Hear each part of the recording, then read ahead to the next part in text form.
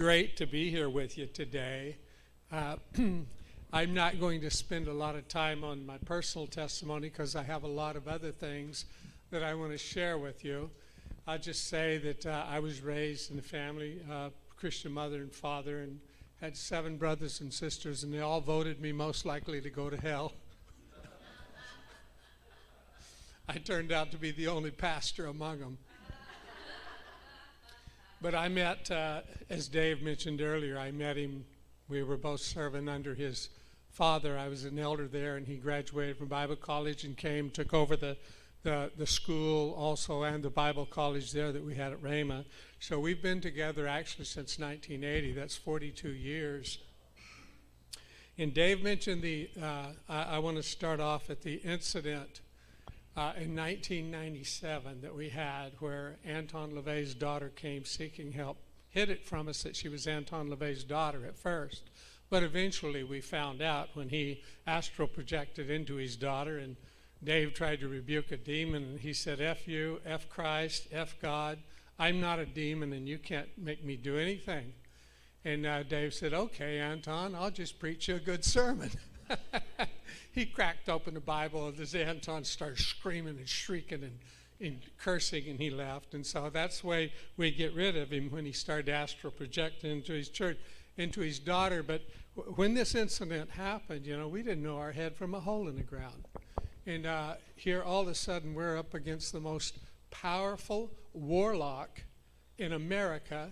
He starred in the very first demonic movie in 1967 called Rosemary Baby.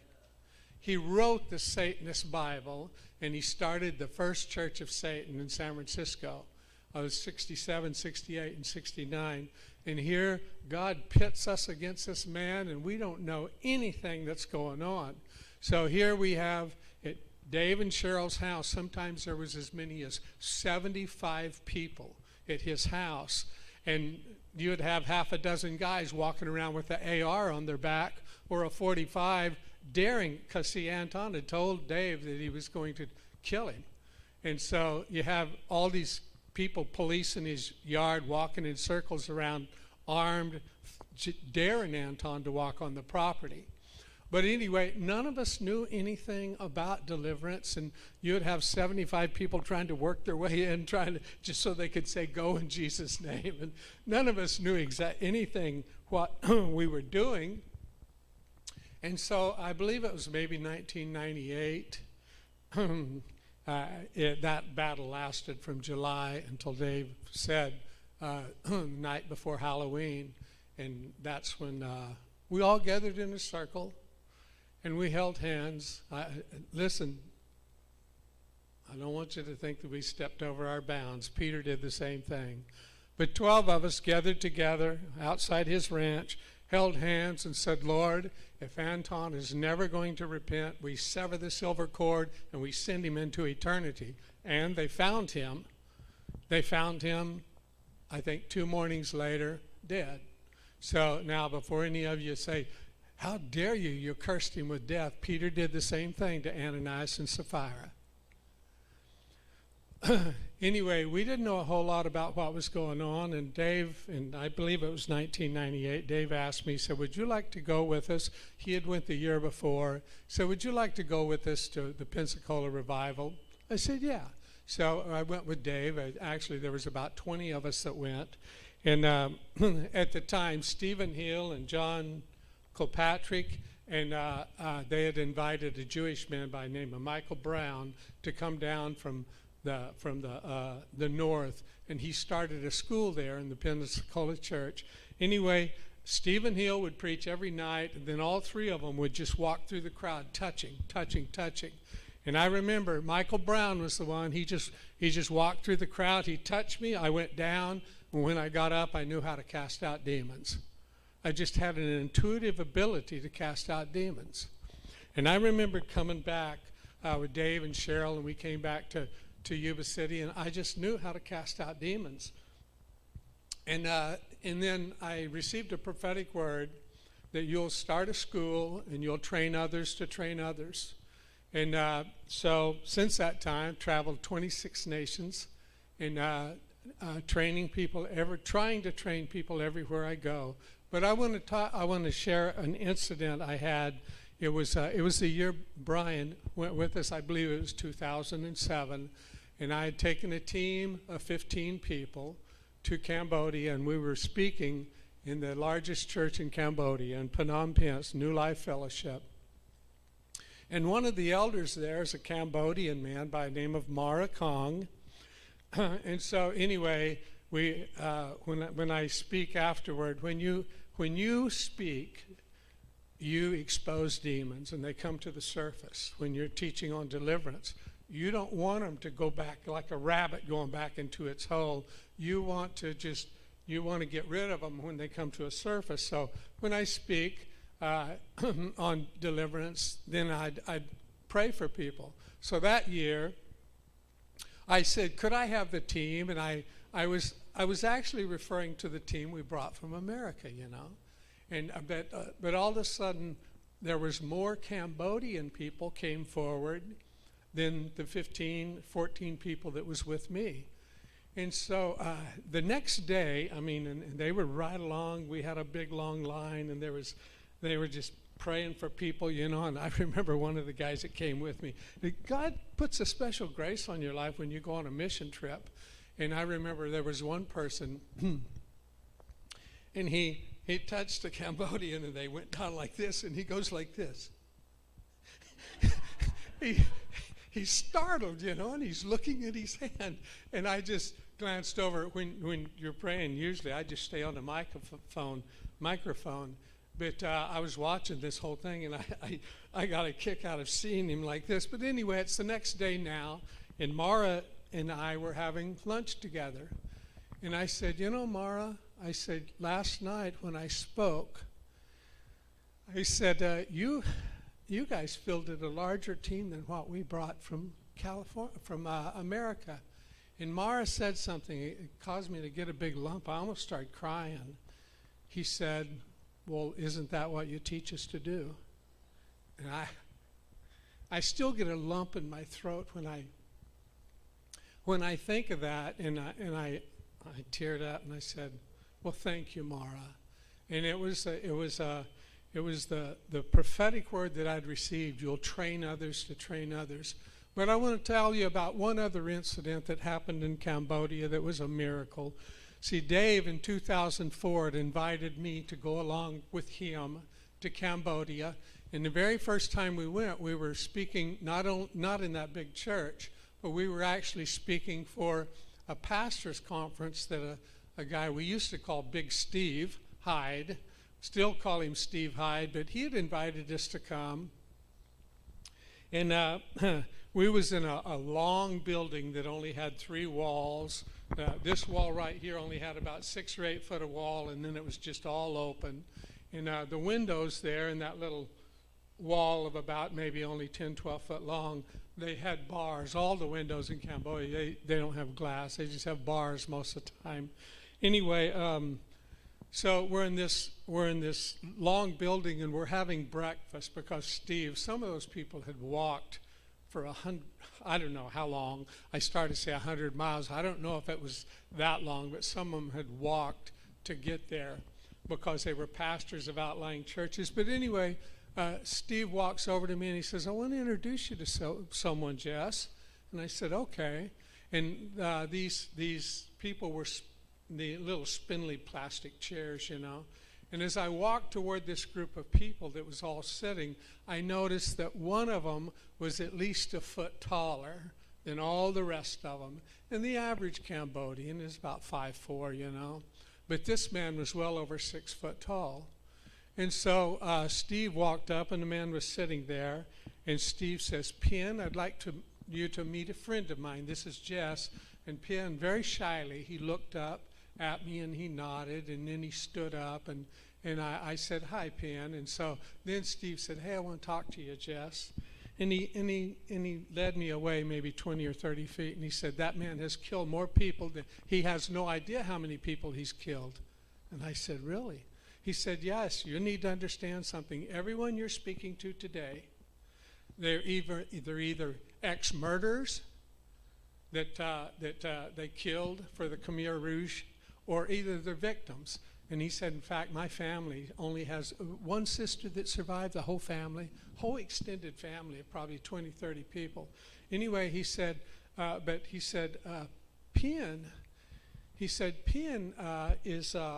was a Khmer Rouge commander. And he said Pol Pot wouldn't allow him to waste any bullets. They'd carry a club, a hoe, a shovel, something sharp, and they would walk. When they came to a village, they would all spread out in a big circle, and then as they started walking toward the village, they would be closing all the gaps so no one could escape. And they would surround the village, and then they would kill the whole village with clubs, picks, shovels, crowbars, whatever they had in their hand. And he said, so he has no idea how many people that he's killed. And he said, but now he's my best evangelist and church planner because everyone's still terrified of him. And if he goes into a village and said, everyone needs to get saved, I want to get saved. They're still terrified of him. So anyway, I was speaking on rejection that day. And so Penn and several of the other men were sitting outside this window, only about 2 foot out from the window, so they could catch a little bit of a breeze because it was so hot. And so they're sitting out there, and I'm speaking on rejection. And I look over and I see Penn, and here he is, over 6 foot tall, in this little spindly plastic chair, and he's trembling and shaking and he's crying, and the chair's getting ready to collapse. Well, Steve weighed over 400 pounds at the time. You ever see a 400-pound man run? He jumped out of that chair and he headed toward Penn, and so when I saw what was happening, I just walked over to the side and I extended my arm. And just as I started to lay my hands on Penn, the Lord spoke to me and said, don't pray for rejection. Pray for guilt and shame. He said, I'm going to do the same thing in his life as I did the Apostle Paul.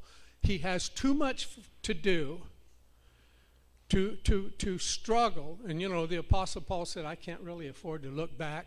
There's too much ugliness in my life. I just keep, you know, he said in the Philippians 3, I just keep looking forward. I never look back. He said, I'm going to do the same thing in Penn's life as I did in the Apostle Paul. So rebuke, guilt, and shame. And I did, and big hot tears started coming out of his eyes, and Steve stabilized him, and we were able to get a whole bunch of stuff out. And Steve came to me later, and he said, you know something, Jess? Do you know that's the first time Penn ever cried? And I said, really? He said, yeah. He said, I travel with Penn, and I never have to worry about us going hungry because he knows every plant in the forest. He knows exactly what to do. You know, he knows how to prepare them. If they're poisoned, he can get the poison out of them where we can eat them. And he said, but Penn has never cried.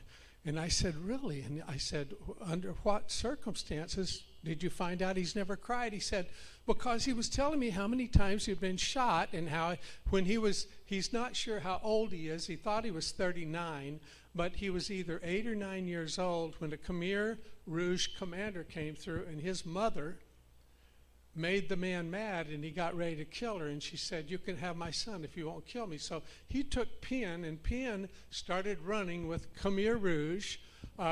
And he grew up from the time that he was 8 or 9 years old in there, and he became a commander. And so Steve said, I was talking to him one day, and I said, Penn, you ever been shot? And he said, oh, yeah, many times. He said, in fact, I'm almost a doctor now. Steve said, really? He said, yeah. He said, I've been shot so many times. He said, I know how to sew anyone up. I know how to stop infection with certain plants. And Steve said, really? He said, Penn says, one time I was shot right through the throat.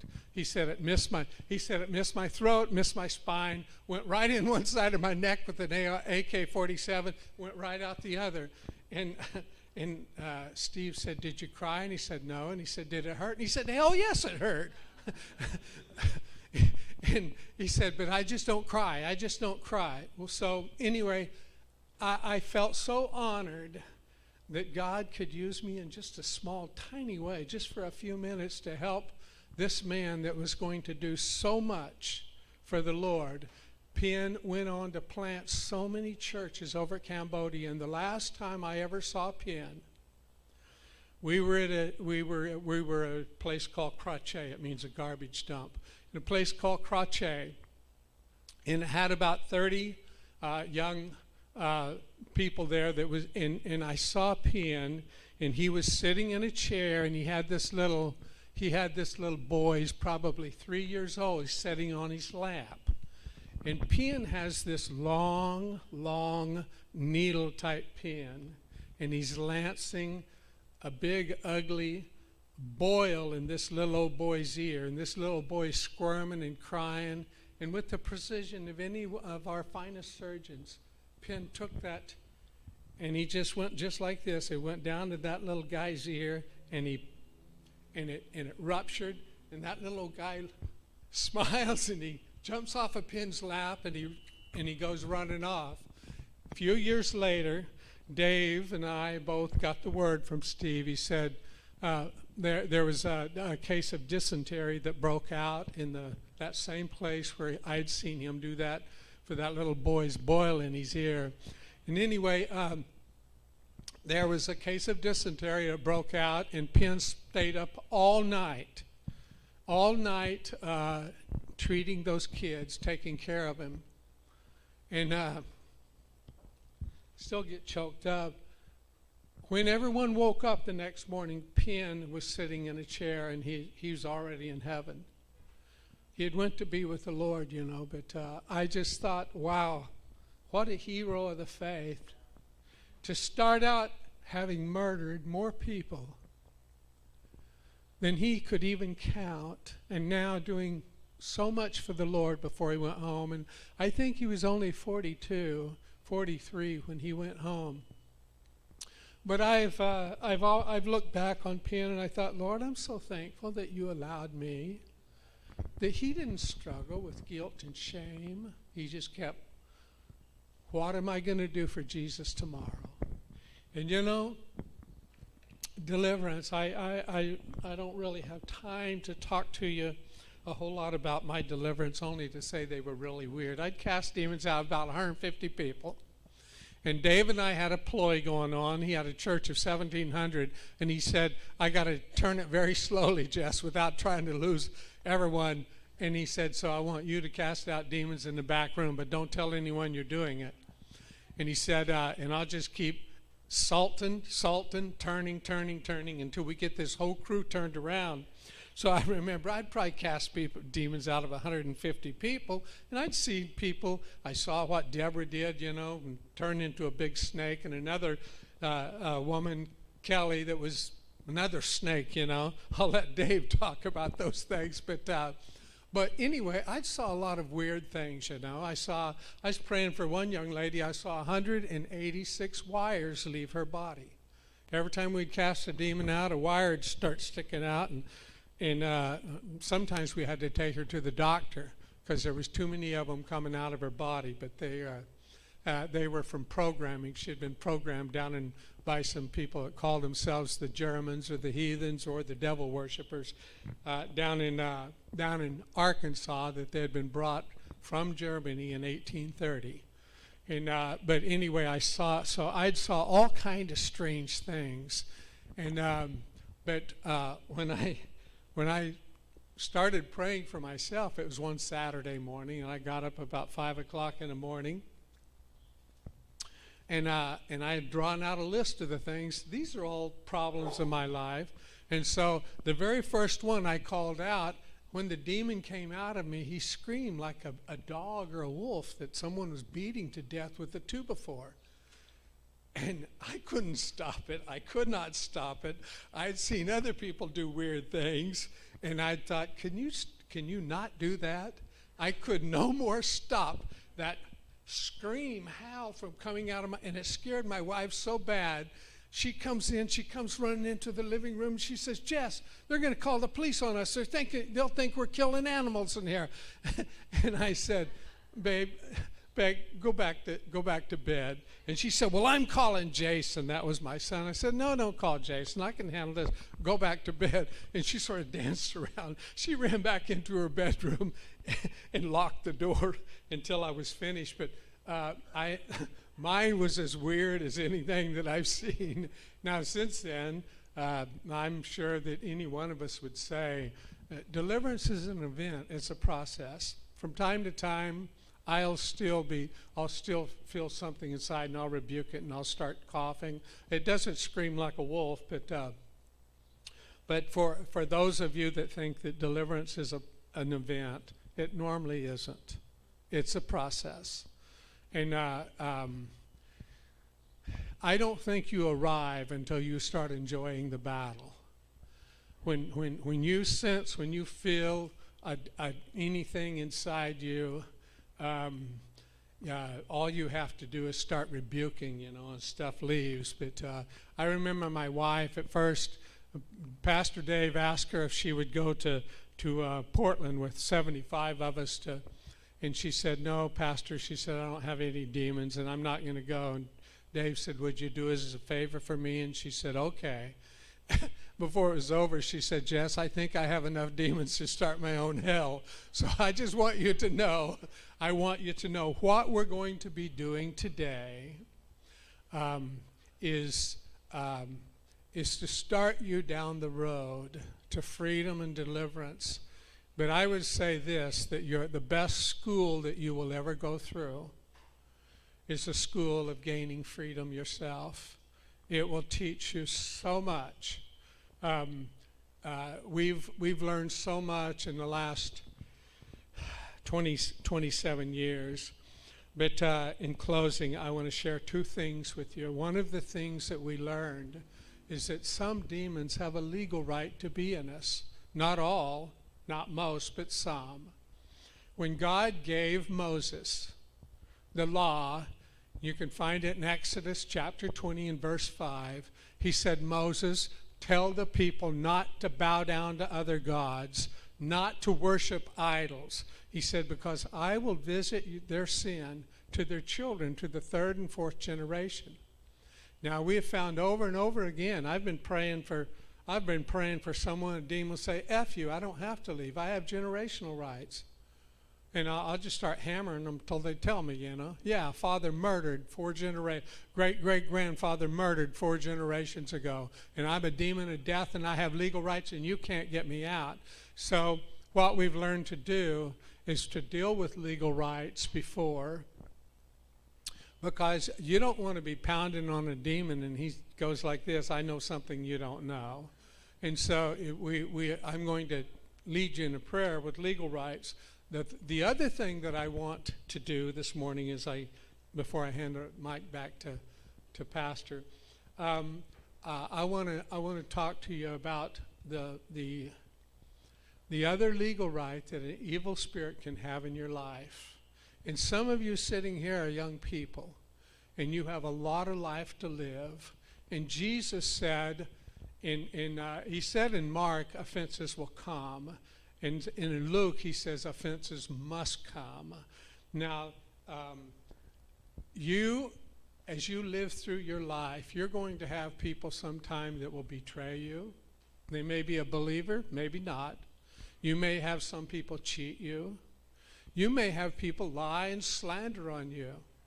Dave is poster boy for slander.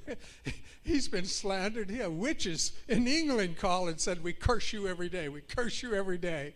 So, but you're going to have people that are going to do you wrong. Jesus said so, offenses must come. And you need to resolve in your heart that you will never hold on to unforgiveness and bitterness and resentment. Hebrews 12th chapter, verses 13 and 14 says, make every effort to live in peace with all men and to be holy. For without holiness, no one will see the Lord. And see to it that no root of bitterness grows up that causes trouble and defiles not just you, but many. So you want to keep your freedom. one thing that you'll have to do is make sure that you resolve in your heart that you will not let an offense become unforgiveness and bitterness and resentment and anger and hatred. And so what I want to do today, I want to lead you in a prayer, first of all, breaking generational curses, and then I want to lead you in a prayer going before the throne of grace in the midst of the elect angels of God, and the 24 elders and the 4 living beings, and I want for you to make a covenant with God that with His grace, by His grace, you will never allow unforgiveness and bitterness a place in your life. If you do, I don't care how many demons you get rid of today. Demons have a legal right to come in. Jesus said in the 18th chapter of Matthew, He shares the story of the master who has a servant brought before him. And the master says to the servant, we need to clear up this debt. I want you to pay me everything you owe me. And the man said, I don't have the money. He said, okay, fine. I'm just going to sell you and your wife and your kids and try to recoup some of my losses, and we'll let it go at that. The man falls on his knees and he says, please give me some time. I'll repay the debt. Well, he couldn't have ever repaid the debt. But the master said, look, you're forgiven. Just go. You're forgiven. So the man goes out and finds one of his fellow workers that owes him a measly, paltry sum like $5. And he says, give me the money that you owe me. And the man falls on his knees and he said, please, give me some time. And the man said no, and he had him thrown in jail. So fellow workers go back to the master. This is the 18th chapter of Matthew, if you want to read it. I believe it's verses 27 through 35. But anyway, so they go back to the master and they say to the master, you know the servant that you forgave the huge debt, he went out and had Joe arrested for $5 and he's thrown him in prison. So the master calls him back and he says, you wicked, evil servant, I forgave you a debt that you could never repay. Shouldn't you have had some compassion on your fellow servant? And he says, I'll tell you what I'm going to do. I'm going to reclaim the debt, and I'm going to throw you in prison, and I'm going to turn you over to tormentors. You want to take a guess who those tormentors are? Our Heavenly Father, that translated us out of the kingdom of darkness into the kingdom of His own dear Son, will now turn us over to be tormented if we refuse to forgive. Now listen, when Jesus said that, he wanted us to understand how serious God considers this. Holding on to unforgiveness and resentment and anger and hatred and bitterness against another will bring you into prison. You will be imprisoned and you will be tormented by demons. So when anyone that wants to agree with me in this covenant, when we go before the Lord, I want you to stand. Everyone else, if you don't want to say this, don't stand.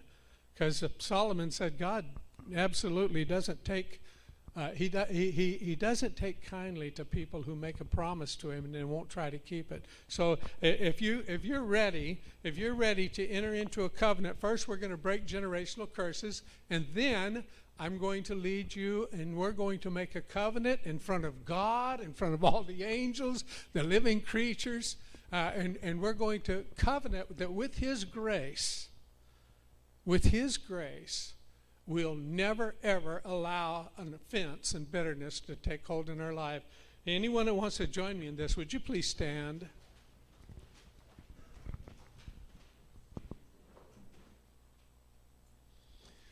First of all, I just want you to pray this prayer, breaking generational curses. You know, Daniel, when he wanted God to free Jerusalem of the curse that had lasted already 70 years, Daniel said, I want to ask you to forgive the sins of my fathers. Daniel was interceding. Now, if your ancestors are already in eternity, whether in heaven or hell, it doesn't affect them at all. It only breaks curses off your life. So close your eyes and pray this prayer with me. Lord Jesus, I stand before the throne of your grace. And I ask you to please forgive every sin my ancestors committed. I go back as many generations as I need to go to break every curse. So forgive their sin and the curse that came on my life. I take to the foot of your cross where you became a curse for me. And I declare myself free of every generational curse. And Lord, I want to make a covenant with you in front of all the elect angels of God to not hold an offense against anyone, to always be willing to forgive. So with your grace, Lord, I make this covenant. I will never allow an offense to find a place in me, to become unforgiveness and bitterness and resentment and anger and hatred. With your grace, O God, I will keep this covenant with you. All right, I'm going to turn this over. You may be seated. I'm going to turn this over to Dave, and he'll handle the last inning. Blessings.